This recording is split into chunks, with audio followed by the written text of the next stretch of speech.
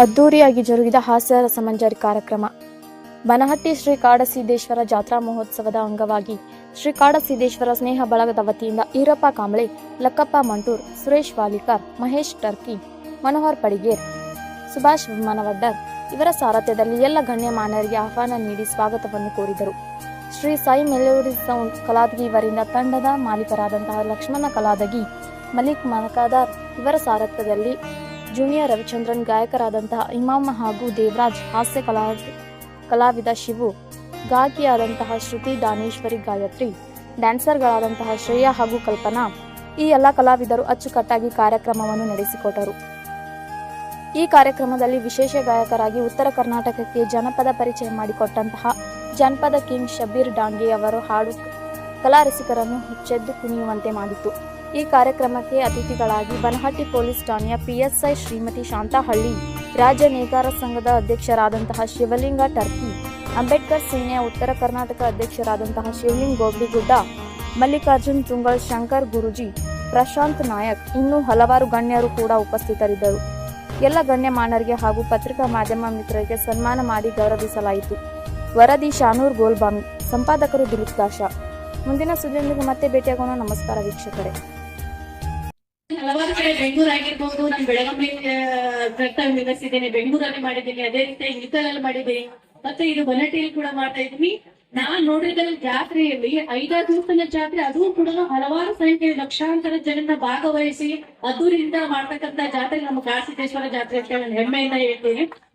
ಇನ್ನು ನಮ್ಮ ಪ್ರತಿಯೊಂದು ಕಾರ್ಯಕ್ರಮ ಬಗ್ಗೆ ಮಾತಾಡ್ಬೇಕು ಅಂತಂದ್ರೆ, ನಮ್ಮ ಈಗ ನಾವು ಅನ್ಕೊಂಡಿದ್ದೀವಿ ಅದಕ್ಕಿಂತ ವರ್ಷಕ್ಕಿಂತ ಈ ವರ್ಷ ಹೆಚ್ಚಿನ ಜನಸಂಖ್ಯೆಯಲ್ಲಿ ರಥೋತ್ಸವಕ್ಕೂ ಬಂದಿದ್ರು.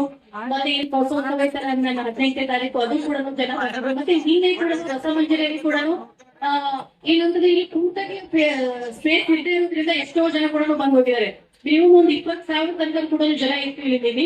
ಅದು ನೋಡಿದ್ರೆ ಗೊತ್ತಾಗುತ್ತೆ ನಮ್ಮ ಬನಹಟ್ಟಿ ಜನ ಪ್ರತಿಯೊಬ್ಬ ಒಂದು ಸಾಧಕರಿಗಾಗಿರ್ಬೋದು, ಪ್ರತಿಯೊಬ್ಬ ಕಲಾವಿದರಿಗಾಗಿರ್ಬೋದು ಎಷ್ಟು ಪ್ರೋತ್ಸಾಹ ಮಾಡ್ತಾರೆ, ಎಷ್ಟು ಅವ್ರಿಗೆ ಇದನ್ನ ಏನು ಬೆಂತಟ್ಟಿ ಅವರನ್ನ ಬೆನ್ನೆಲುಬಾಗಿ ಹೇಳ್ತಾರೆ ಅಂತ ಹೇಳಕ್ಕೆ ನಾನು ಇಷ್ಟಪಡ್ತಿದ್ದೀನಿ.